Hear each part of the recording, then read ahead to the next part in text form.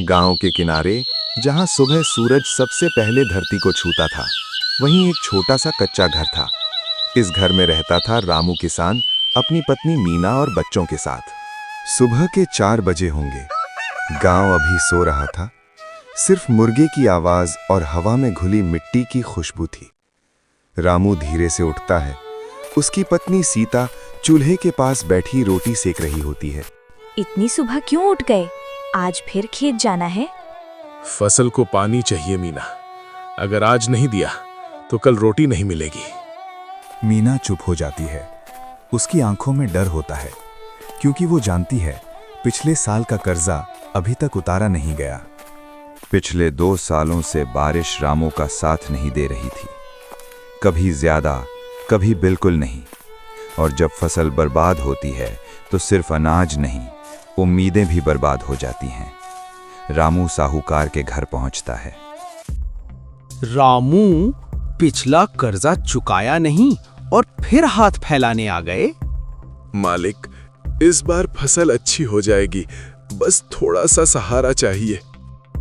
किसान का भरोसा और आसमान की बारिश दोनों कभी पक्के नहीं होते। रामू बिना कुछ बोले वहां से लौट आता है। उसके कदम भारी हो जाते हैं, जैसे पूरी जिंदगी का बोझ उसके कंधों पर आ गया हो। रामू के 2 बच्चे थे, मोहन और गुड़िया। दोनों मासूम, दोनों बड़े सपने देखने वाले। बाबा, मास्टर जी बोले हैं अगर इस साल फीस भर दी तो मुझे शहर के स्कूल भेज देंगे। रामू कुछ बोल नहीं पाता, सिर्फ हल्की सी मुस्कुराहट देता है, जिसके पीछे एक टूटा हुआ बाप छुपा होता है। रात का अंधेरा। रामू अकेला खेत में बैठा होता है। चांदनी मिट्टी पर गिर रही होती है। तू ही बता मिट्टी, मैंने तुझे कब धोखा दिया? फिर तू मुझे क्यों तोड़ रही है? किसान का रिश्ता मिट्टी से सिर्फ रोजी का नहीं होता। वो अपना दर्द, अपनी मेहनत और अपने आंसू सब उसी में मिला देता है। उस रात अचानक तेज आंधी और बारिश शुरू हो जाती है। बिजली चमकने लगती है। रामू भागते हुए खेत की तरफ जाता है। हे भगवान, इस बार मेरी फसल बचा लेना। जब आंधी रुकती है, रामू देखता है आधी फसल जमीन पर गिर चुकी होती है। रामू वहीं बैठ जाता है। आंखों से आंसू बहते हैं, लेकिन आवाज नहीं निकलती। गांव भर में बात फैल जाती है कि रामू की फसल फिर बर्बाद हो गई। उस रात मीना चुपचाप रामू के पास बैठ जाती है। अगली सुबह रामू मिलता है गांव के बुजुर्ग किसान हरिदास काका से।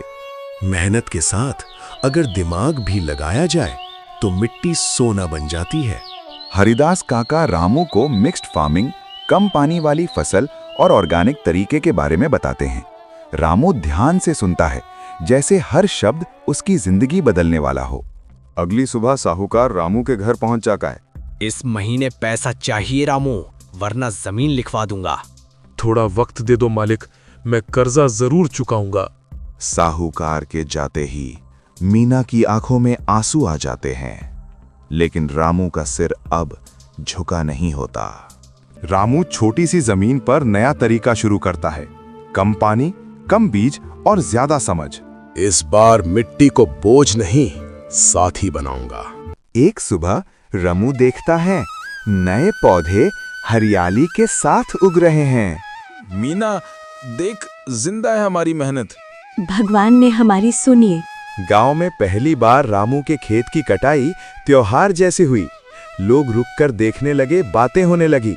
जब किसान मेहनत के साथ समझ लगा दे तो मिट्टी भी साथ देती है। रामू साहूकार का एक एक पैसा चुका देता है। कच्चा घर धीरे धीरे पक्के मकान में बदलने लगता है।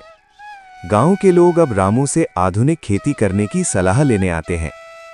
रामू आज भी मिट्टी को हाथ लगाता है, लेकिन अब सिर झुकाकर नहीं, सम्मान के साथ। बच्चे स्कूल जाते हैं और रामू गांव के लिए मिसाल बन जाता है।